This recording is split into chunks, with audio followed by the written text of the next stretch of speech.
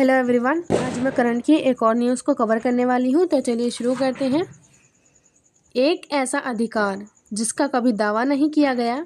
भारत के सबसे बड़े जंगल में से एक में खनन का विरोध कर रहे छत्तीसगढ़ के गांव को झटका। अब देखते हैं खबर क्या है। तो यह खबर छत्तीसगढ़ उच्च न्यायालय के हालिया फैसलों से संबंधित है, जिसमें घाटबर्रा गांव के ग्रामीणों और हसदेव आरंड बचाओ संघर्ष समिति की याचिका को खारिज कर दिया गया। याचिका में 2016 के जिला स्तरीय समिति डीएलसी के आदेश को चुनौती दी गई थी, जिसने ग्रामीणों के समुदाय वन अधिकारों सीएफआर को रद्द कर दिया गया, क्योंकि यह अधिकार कभी औपचारिक रूप से दावा नहीं किया गया था। और न्यायमूर्ति राकेश मोहन पांडे ने कहा कि एक ऐसा अधिकार जिसका कभी दावा नहीं किया गया, कानूनी रूप से यह नहीं कहा जा सकता कि उसे छीना गया। और इसे राजस्थान राज्य विद्युत उत्पादन निगम लिमिटेड RRVUNL को पारसा ईस्ट और केटे भासेन PEKB कोयला ब्लॉक में खनन जारी रखने की अनुमति मिली। हसदेव आरंड का वन छत्तीसगढ़ में 1,70,000 हेक्टेयर का क्षेत्र है, जो भारत के सबसे बड़े सतत वन क्षेत्रों में से एक है, जहां स्थल बियर, हाथी और दुर्लभ पौधे जैसे स्माइलैक्स व एपिफाइटिक ऑर्किड पाए जाते हैं। पहले देखते हैं ये खबर चर्चा में क्यों है। तो यह फैसला आदिवासी चर्चा में इसलिए है क्योंकि यह फैसला आदिवासी अधिकारों, पर्यावरण संरक्षण और विकास के बीच टकराव को उजागर करता है, क्योंकि इससे अदानी एंटरप्राइजेज जैसी कंपनियों को लाभ मिलता है, जबकि आदिवासियों को आजीविका प्रभावित होती है। कांग्रेस नेता ने जयराम रामेश ने इसे अस्वीकार्य और अभूतपूर्व बताया और इसे मोदानी सरकार से जोड़ा। यह दावा किया गया कि यह वन अधिकार अधिनियम FRA की नींव को कमजोर करता है। और सोशल मीडिया समाचारों में यह चर्चा में है क्योंकि यह क्रोनी कैपिटलिज्म के आरोपों को बढ़ावा देता है। जहां खनन को प्राथमिकता देकर आदिवासी अधिकारों की अनदेखी की जा रही है। पर्यावरण कार्यकर्ताओं और विपक्षी दलों ने इसे खतरनाक फैसला कहा, जो जैव विविधता और आदिवासियों के अस्तित्व को खतरे में डालता है, तथा सुप्रीम कोर्ट के पूर्व फैसलों को नजरअंदाज करता है। 2025 में जारी विरोध प्रदर्शनों और पेड़ कटाई की घटनाओं ने इसे राष्ट्रीय बहस का विषय बनाया, जहां विकास की कीमत पर पर्यावरण हानि पर सवाल उठ रहे हैं। अब इसे राजनीति विज्ञान से जोड़ें तो राजनीति विज्ञान में यह FRA 2016 की धारा जो 3 है, उसमें एक अनुच्छेद की I के तहत एक है जो धारा है, धारा 3 के अंतर्गत I के तहत CFR की व्याख्या दर्शाता है, जहां ग्राम सभाओं की भूमिका और विकेंद्रीकृत शासन पंचायती राज पर जोर है, लेकिन यहाँ प्रक्रियागत त्रुटि से अधिकार रद्द हुए हैं। केंद्रीय राज्य संबंधों में पर्यावरण मंजूरी की भूमिका दिखाता है, जहां विशेष कानून कोयला एक्ट 2025 सामान्य कानूनों FRA पर हावी होते हैं, तथा रिट याचिकाओं में लॉक्स स्टडी का महत्व है।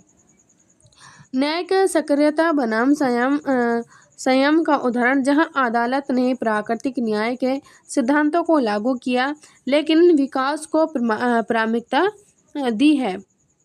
पर्यावरण और पारिस्थितिकी से जोड़े तो पर्यावरण में हसदेव जैव विविधता हॉटस्पॉट है, जहां खनन के वन कटाई, जल प्रदूषण और वन्य जीव विस्थापन हाथी स्थॉलबीयर होगा, जो वन संरक्षण अधिनियम 1980 और EIEA 2016 का उल्लंघन को दर्शाता है। पारिस्थितिकी में सतत विकास लक्ष्यों SDG 13-15 से जुड़ा रहता है, जहां कोयला उत्सर्जन जलवायु परिवर्तन बढ़ाता है और हसदेव महानदी की सहायक नदी का उद्गम प्रभावित होता है। जो महानदी है उसकी जो सहायक नदी उसका उद्गम को प्रभावित होता है। पर्यावरण मंत्रालय की 2012 मंजूरी और NGT की भूमिका पर सवाल उठाया, जहां विकास बनाम संरक्षण की दुविधा उजागर होती है। अब भूगोल से जोड़ें, ज्योग्राफी से जोड़ें तो भूगोल में हसदेव गोंडवाना कोयला क्षेत्र का हिस्सा है, जो मध्य भारत के पठारी इलाके में स्थित है, जहां संसाधन वितरण, कोयला भंडार और पर्यावरणीय भूगोल साल वन का महत्व है। आदिवासी बहुल क्षेत्र होने से मानवीय भूगोल जुड़ता है, जहां वन पर निर्भरता और विस्थापन की समस्या उठती है। क्षेत्रीय असंतुलन दर्शाता है, जहां छत्तीसगढ़ के उत्तरी भाग के वन संसाधन राष्ट्रीय ऊर्जा जरूरतों को पूरा करते हैं। अर्थव्यवस्था इकोनॉमी से जोड़ें तो अर्थव्यवस्था में कोयला उत्पादन 1 अरब टन लक्ष्य उत्पादन ऊर्जा सुरक्षा के लिए जरूरी है, जो कि 1 अरब टन इसका लक्ष्य है, जहां PEKB ब्लॉक राजस्थान के पावर प्लांट्स को ईंधन देगा और अदानी जैसे अनुबंधित रोजगार व राजस्व बढ़ाते हैं। MMDR अधिनियम 1957 को DMF फंड से जुड़ता है, लेकिन क्रोनी कैपिटलिज्म के आरोप लगते हैं, जहां निजी लाभ स्थानीय अर्थव्यवस्था को प्रभावित करता है। ग्रीन GDP का प्रभाव, जहां वन हानि से दीर्घकालिक अर्थ नुकसान होता है, जहां की वन हानिकारक से दीर्घकालिक आर्थिक नुकसान होता है।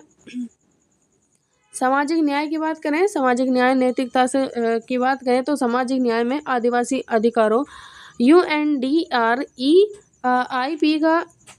का उल्लंघन होता है, जहां विस्थापन और NTFP पर जो है निर्भरता प्रभावित होती है और FRA पर कमजोरी क्रियान्वयन असमानता बढ़ जाता है। नैतिकता में प्राकृतिक न्याय सुनवाई से पहले रद्द कर दिया गया और मानव केंद्रित बनाम हुआ और पारिस्थितिक दृष्टिकोण का टकराव हुआ, और जहां कॉर्पोरेट हित आदिवासी संरक्षण से ऊपर है। नैतिक दुविधा की बात करें तो विकास की कीमत पर स्वदेशी समुदायों की संस्कृति और अस्तित्व का खतरा हो सकता है।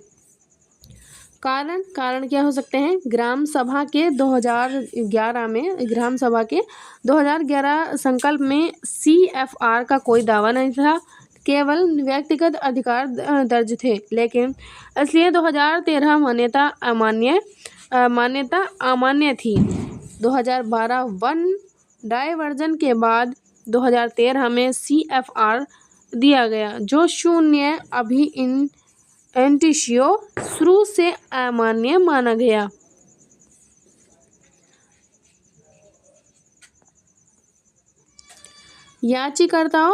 याचिकाकर्ताओं ने प्रमाण नहीं दिए, जैसे कि नक्शे उपयोग रिकॉर्ड ये नहीं दिए और तथ्यों को छिपाया, तथा मूल समिति ने केस वापस ले लिया, इसलिए लोक स्टडी नहीं थी।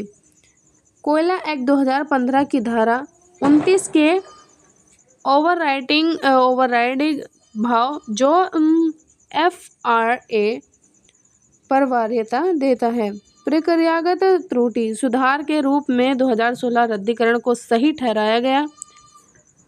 प्रावधान देखें तो इसके वन अधिकार अधिनियम FRA 2006 धारा 3A1 के I में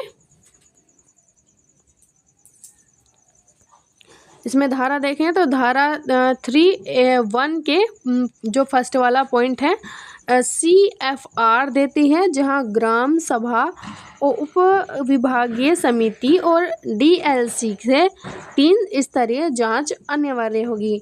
वन अधिकार अधिनियम 2008 नियम 13 प्रमाण जैसे नक्शे, पारंपरिक उपयोग, रिकॉर्ड, पवित्र स्थल प्रमाण की आवश्यकता को बताता है। कोयला खदान विशेष प्रावधान अधिनियम 2015 धारा 29 असंगत कानूनों पर ओवरराइडिंग प्रभाव रखती है, जो खनन को प्राथमिकता देती है। पैसा अधिनियम 1996 ग्राम सभाओं को संसाधनों पर नियंत्रण देता है, लेकिन यहाँ सहमति की अनदेखी हुई। अनुच्छेद 216 उच्च न्यायालय की रिट शक्ति, जहाँ प्राकृतिक न्याय और लोक स्टडी का परीक्षण किया गया। अब निष्कर्ष की बात करें तो यह फैसला विकास को प्राथमिकता देता है, लेकिन आदिवासी और पर्यावरण न्याय को कमजोर करता है, जिससे सामाजिक अशांति बढ़ सकती है।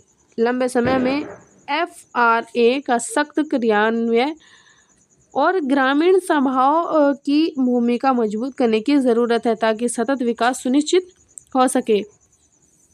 यह मामला दिखाता है कि विशेष कानून सामान्य कानूनों पर हावी हो सकते हैं, लेकिन इससे आदिवासियों के संवैधानिक अधिकारों का उल्लंघन हो सकता है। अंततः सरकार को खनन और संरक्षण के बीच संतुलन बनाना चाहिए, अन्यथा यह राष्ट्रीय स्तर पर विवादास्पद रहेगा। तो ये थी आज की न्यूज़। आज के लिए बस इतना ही, मिलते हैं अगली वीडियो में।